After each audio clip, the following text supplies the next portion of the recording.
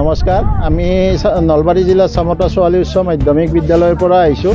আমাৰ ছাত্ৰীসকলক লৈ আহিছোঁ আমি ইয়ালৈকে আমাৰ পৰিৱেশ অধ্যয়নৰ কাৰণে।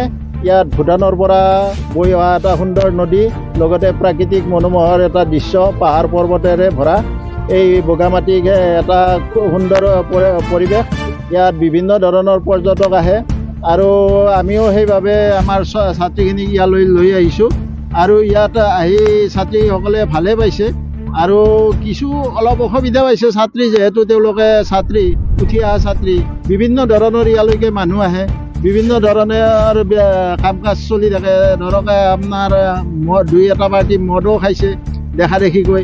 গতিকে ছাত্ৰীসকলৰ কাৰণে এইটো অলপ অসুবিধা, যিহেতু ছাত্ৰীসকলে আহি মুক্ত বিচৰণ কৰিব পাৰে। ইয়াত বগামাটি এটা সুন্দৰ প্লেচ হওক, ভৱিষ্যতে মই আশা কৰিছোঁ সুন্দৰ প্লেচ হওক, কোনো শংকা নোহোৱাকৈ ছাত্ৰীসকলে মানে ইয়াত পৰিৱেশ অধ্যয়ন কৰিব পৰা হওক। আৰু যিখিনি কৰণীয় আছে, এই সাধাৰণ এইবিলাক মদ খোৱা বা ডিজে বজোৱা এইবিলাক অলপ কমালে, মানে খোলাখুলি নোহোৱাকৈ খালে ভাল হয়, কাৰণ ছাত্ৰীসকলে ভয় কৰে এইবিলাকৰ কাৰণে। আপুনি ক'ব বিচাৰে নেকি যে সুকীয়া এটা প্লেচ লাগে ছাত্ৰ ছাত্ৰীসকলৰ কাৰণে? এটা সুকীয়া প্লেচ লাগে, কিন্তু অকল ছাত্ৰী বা ছাত্ৰসকলৰ কাৰণে সুকীয়া প্লেচ দিলে সেইটো কিছু শিকাৰো মানে অভিজ্ঞতা কম হৈ যায়। গতিকে বিভিন্ন মানুহৰ লগত সংস্পৰ্শ হ'লেহে বিভিন্ন কথা শিকিব পাৰে। সেয়েহে মই আশা কৰিছোঁ ভৱিষ্যত ইয়াত কৰি আৰু অধিক উন্নতমানৰ হ'ব এই ঠাইখিনি।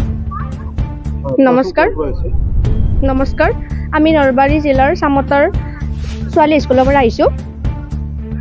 ইয়াত আহি আমি বহুত আনন্দিত হৈছোঁ। ইয়াৰ প্ৰাকৃতিক পৰিৱেশে আমাক বহুত আনন্দিত কৰি তুলিছে।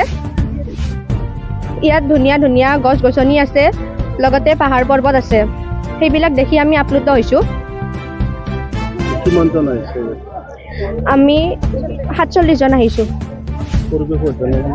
হয়।